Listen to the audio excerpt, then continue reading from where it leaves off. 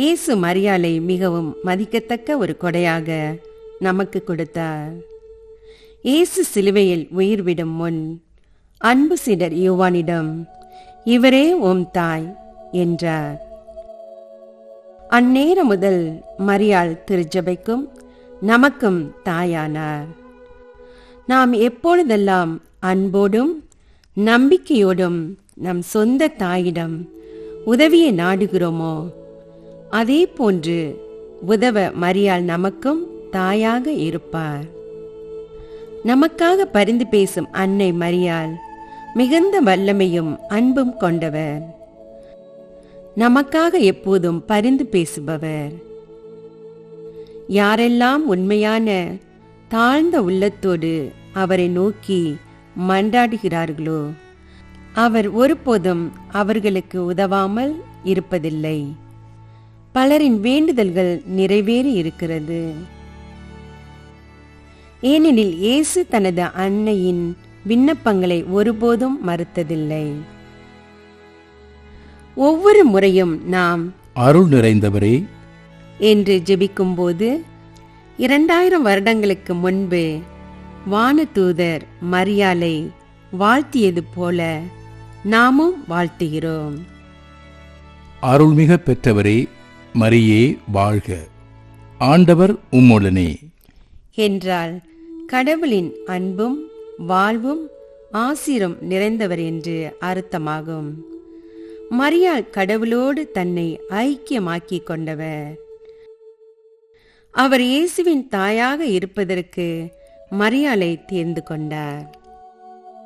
பெண்களுக்குள் ஆசி பெற்றவர் நீரே, உம்முடைய திருவயிற்றின் கனியாகிய இயேசுவும் ஆசி பெற்றவரே. இந்த வாழ்த்து மரியாளுக்கு அவரின் உறவினரான எலிசபெத்தால் கூறப்பட்டது. எலிசபெத் அம்மாள் மரியாளை சந்தித்த போது அவர் தூய ஆவியால் முற்றிலும் ஆட்கொள்ளப்பட்டு மரியாளை புகழ்ந்து கூறியதாவது, பெண்களுக்குள்ளே ஆசீர்வதிக்கப்பட்டவர் நீரே, ஏனெனில் கடவுள் உம்மை இயேசுவின் தாயாக தேர்ந்து கொண்டார் என்றார். எலிசபெத்தும் தம் முதிர்ந்த வயதில் ஒரு மகனை கருத்தரித்திருக்கிறார். இந்த அற்புதத்தினால் கடவுளால் இயலாதது ஒன்றுமில்லை என மரியாளுக்கு வானதூதர் உறுதிப்படுத்தினார். தூய மரியே, இறைவனின் தாயே, பாவிகளாயிருக்கிற எங்களுக்காக இப்பொழுதும் எங்கள் இறப்பின் வேளையிலும் வேண்டிக் கொள்ளும். ஆமேன். மரியாள் பரிசுத்தமானவர், ஏனெனில் கடவுள் அவரை பாவமில்லாதவராக பாதுகாத்தார். மரியாள் இயேசுவின் தாயாக மட்டுமில்லாது கடவுளின் தாயாகவும் விளங்கினார். ஏனென்றால் இயேசு கடவுள். அவர் மனித உரு எடுத்து பாவம் தவிர நம்மை போன்று மனிதனாக தோன்றினார். பாவிகளாகிய நமக்காகவும் முக்கியமாக நமது மரண வேளையிலும் தொடர்ந்து ஜெபிக்க மரியாளை வேண்டுவோம்.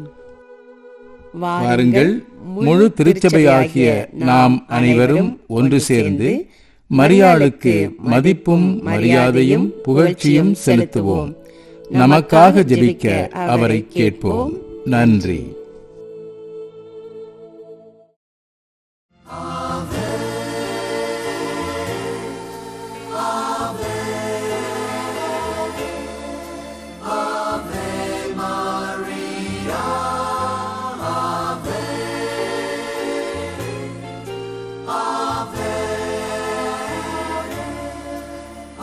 Ave Maria.